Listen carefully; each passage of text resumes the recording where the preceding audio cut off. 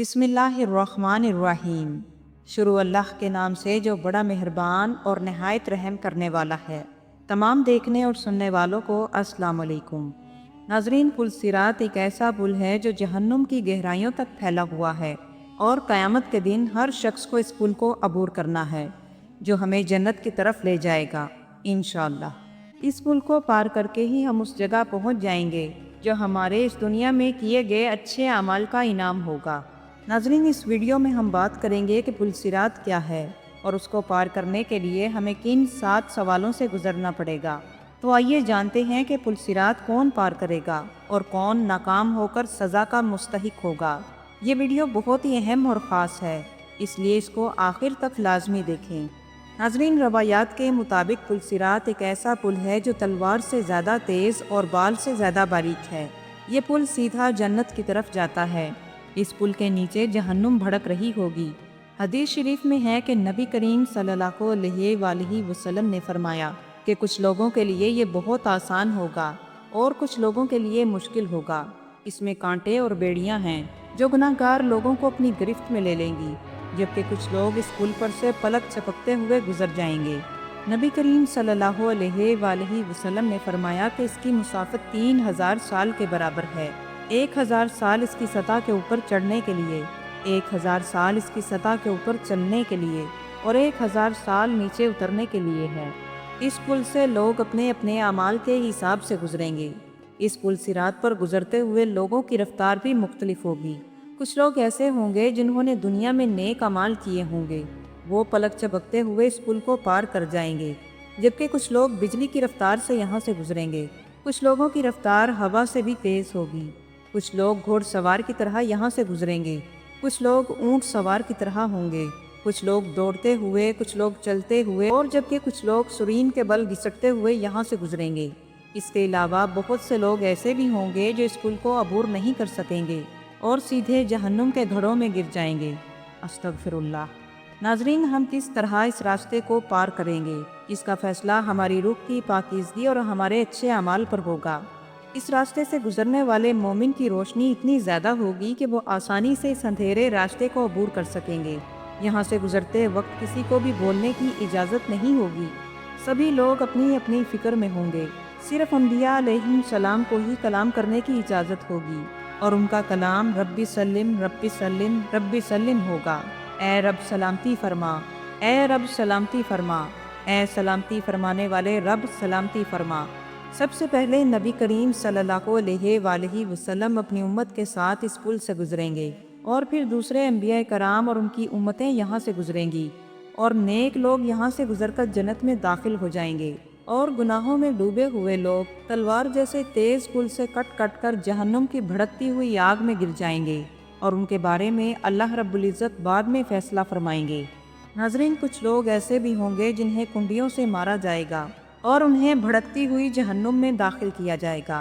कुरान मजीद में बयान हुआ कि जब हज़रत इसराफील अलैहिस्सलाम सूर फूकेंगे तो क़यामत बर्पा हो जाएगी और जब दूसरी मरतबा सूर फूकेंगे तो सब दोबारा ज़िंदा हो जाएंगे और मैदान हशर की तरफ दौड़ते हुए जाएंगे, जहां उनके हाथों में अमाल नामा दिया जाएगा। जिन लोगों के दाएं हाथ में अमाल नामा दिया जाएगा वो जन्नत की बिशारत होगी और जिन लोगों के बाएं हाथ में और पीछे से अमाल नामा दिया जाएगा वो जहन्नुम के मुस्तहिक होंगे। इस अमाल नामे पर छोटी से छोटी और बड़ी से बड़ी बात दर्ज होगी और फिर इसके बाद हम अगली मंजिल की तरफ बढ़ेंगे जो कि पुल सिरात होगी, जिससे हर उम्मत को गुजरना पड़ेगा। नेक लोग और अमले साले के साथ ज़िंदगी गुजारने वाले यहाँ से बाहिफाजत और आसानी के साथ गुजर जाएंगे, मगर जो लोग गुनाहों में मुब्तला रहे उनके लिए इस पुल को अबूर करना मुश्किल या फिर नामुमकिन हो जाएगा। सबसे पहले नबी करीम सल्लल्लाहु अलैहि वसल्लम अपनी उम्मत के साथ इस पुल से गुजरेंगे। नाजरीन, पुल सिरात से गुजरने के लिए हर एक से उनके अच्छे और बुरे अमाल से मुतल्लिक 7 सवाल किए जाएंगे और हर सवाल पर एक मरहला पार करेंगे। रवायात के मुताबिक फरिश्ते पहला सवाल करेंगे, तुम्हारा रब कौन है? जिस पर नेक बंदे पुकार उठेंगे कि हमारा रब अल्लाह है, जबकि काफिर लोग इस सवाल का जवाब नहीं दे पाएंगे और जहन्नुम की भड़कती हुई आग में कट कर गिर पड़ेंगे और अपने गुनाहों पर पछताएंगे। फिर दूसरा सवाल नमाज से मुतल्लिक होगा, जो ईमान का सतून है। आपकी नमाज जितनी ज़्यादा खालिस होगी, सवाल उतना ही आसान होगा। لیکن اگر آپ کی نماز ہی صحیح نہیں تو شاید آپ کے سوالوں کی عمارت بھی گر جائے، کیونکہ ہمارے پیارے نبی کریم صلی اللہ علیہ وآلہ وسلم نے فرمایا کہ نماز دین کا ستون ہے، جس نے اس کو ترک کیا اس نے پورے دین کو منہدم کیا۔ اس لیے ناظرین، ہمیں اپنی نمازیں حقیقی طور پر دین کی ایک عمارت کے ستون کی طرح قائم کرنی چاہیے۔ پھر تیسرے مرحلے پر زکوٰۃ کا سوال ہوگا کہ ہم نے اپنا مال کہاں خرچ کیا اور کس کس کے ساتھ بانٹا، ہم نے اللہ کے حکم کے مطابق زکوٰۃ ادا کی یا نہیں کی، یا اپنے مال کو چھپا کر رکھا، کیونکہ اگر ہم نے اپنے مال کو غریبوں سے چھپایا تو جنت بھی اس روز ہم سے چھپ جائے گی۔ پھر تیسرے مرحلے پر ہم سے روزے کے متعلق سوال ہوگا جو ہم سب پر فرض ہے۔ پھر پانچواں سوال حج کے متعلق پوچھا جائے گا۔ اگر کسی نے استطاعت کے باوجود بھی حج ادا نہیں کیا تو سنگین سزا دی جائے گی اور جہنم کی آگ میں جھونک دیا جائے گا۔ پھر چھٹے مرحلے پر حقوق کے بارے میں پوچھا جائے گا کہ ہم نے اپنے لوگوں اور رشتہ داروں کے حقوق ادا کیے یا نہیں۔ مثلاً والدین کے حقوق کے بارے میں پوچھا جائے گا، والدین کا خیال رکھنا، جانے انجانے میں کسی کی غیبت کرنا، اپنے دینی بھائیوں اور رشتہ داروں سے اچھے طریقے سے پیش آنا۔ ساتواں اور آخری سوال طہارت یعنی پاکیزگی سے متعلق ہوگا، صفائی جو نصف ایمان ہے۔ یہ اتنی ضروری ہے کہ اگر ہم اس میں ناکام ہوئے تو باقی سوالوں میں بھی کامیاب نہیں ہو سکیں گے۔ پھر ان تمام سوالات کے بعد جہنم اپنے حقداروں کو نگل لے گی اور جنت اپنے رہائشیوں کو لے لے گی۔ پل صراط اندھیری راستوں سے ہو کر گزرے گی اور غضبناک ہوگی۔ گناہ گاروں کے گناہ اس پل سے گزرتے وقت ایک بوجھ کی شکل میں ان کی پیٹھ پر لاد دیے جائیں گے۔ جن کے گناہ بہت زیادہ ہوں گے وہ بوجھ سے جھک جائیں گے اور ان کی رفتار بوجھ کی وجہ سے سست ہو جائے گی، اور جو ہلکے ہوں گے ان کی رفتار تیز ہوگی۔ پل صراط کے دوسری طرف جنت ہوگی، جہاں نبی کریم صلی اللہ علیہ وآلہ وسلم کھڑے ہوں گے اور اپنی امت کے لیے دعا فرما رہے ہوں گے۔ اس مرحلے پر سب لوگ اپنی اپنی فکر میں ہوں گے۔ وہ اپنے والدین، بچوں، رشتہ داروں سب کو پل صراط پر دیکھیں گے، مگر کوئی کسی کا پرسان حال نہ ہوگا۔ سبھی لوگ اپنی اپنی فکر میں لگے ہوں گے کہ وہ کسی طرح اس پل صراط کو پار کر جائیں۔ ایک حدیث میں بیان ہوا کہ ایک مرتبہ حضرت عائشہ صدیقہ رضی اللہ تعالی عنہا قیامت کو یاد کر کے رونے لگی، تو نبی کریم صلی اللہ علیہ وآلہ وسلم نے پوچھا، اے عائشہ کیوں روتی ہو؟ حضرت عائشہ صدیقہ رضی اللہ تعالی عنہا نے فرمایا کہ مجھے قیامت یاد آ گئی۔ یا رسول اللہ، کیا ہم وہاں اپنے لوگوں کو یاد رکھیں گے؟ تو نبی پاک صلی اللہ علیہ وآلہ وسلم نے فرمایا، ہاں ہمیں سب یاد ہوں گے، مگر 3 مقامات ایسے ہوں گے کہ کوئی کسی کا پرسان حال نہ ہوگا۔ پہلا میزان عمل، جہاں نامہ اعمال تولے جائیں گے۔ دوسرا مرحلہ، جب نامہ اعمال تقسیم کیے جائیں گے۔ اور تیسرا، جب ہم پل صراط پر ہوں گے۔ ناظرین، اللہ پاک قیامت کے دن کے بارے میں قرآن مجید میں ارشاد فرماتا ہے، اس دن ہر مخلوق اس حالت میں اٹھائی جائے گی جس طرح وہ دنیا میں قائم تھے۔ کچھ ایمان والے لوگوں کو اللہ پاک اپنے عرش کے سائے میں جگہ دے گا۔ اس روز کافر اور مشرک شدید خوف اور دہشت میں مبتلا ہوں گے، اور ایسی ہولناکی ہوگی کہ سورج زمین کے اتنے قریب ہوگا کہ گرمی ناقابل برداشت ہوگی۔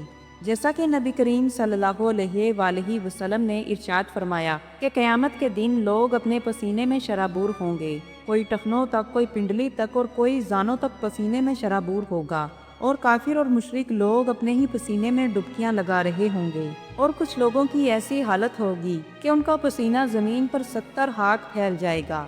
اور اسی طرح ایک اور جگہ بیان ہوا کہ جب لوگ پریشانی اور غم میں کھڑے کھڑے تھک جائیں گے اور کسی ایسے شخص کو تلاش کریں گے جو ان کی سفارش کرے تاکہ ان کا فیصلہ جلد سے جلد ہو سکے، لہٰذا لوگ حضرت آدم علیہ السلام کے پاس جائیں گے تو وہ کہیں گے کہ آج تو میرا رب بہت غصے میں ہے۔ پھر لوگ حضرت نوح علیہ السلام کے پاس جائیں گے، پھر حضرت موسیٰ علیہ السلام، اور پھر حضرت ابراہیم علیہ السلام، اور اسی طرح ہوتے ہوتے حضرت عیسیٰ علیہ السلام تک آئیں گے، لیکن سبھی انبیاء یہی جواب دیں گے کہ آج میرا رب بہت غصے میں ہے۔ اور پھر آخر کار سرور کائنات امام الانبیاء جناب رسول اللہ صلی اللہ علیہ وآلہ وسلم کی خدمت میں حاضر ہوں گے، اور پھر نبی کریم صلی اللہ علیہ وآلہ وسلم سب کی سفارش فرمائیں گے اور مقام محمود پر حاضر ہوں گے اور اللہ کے حضور سجدہ ریز ہوں گے اور اپنی امت کی مغفرت کے لیے دعا کریں گے اور اللہ سے سفارش کریں گے، غرض کہ اللہ پاک ان کے بارے میں فیصلہ فرمائے گا، اور وہاں سب ایک صف میں اللہ کے سامنے کھڑے ہوں گے، اور پھر زمین و آسمان والے فرشتے گواہی دیں گے اور انسان کی ہر چھپی ہوئی چیز سامنے ظاہر ہو جائے گی۔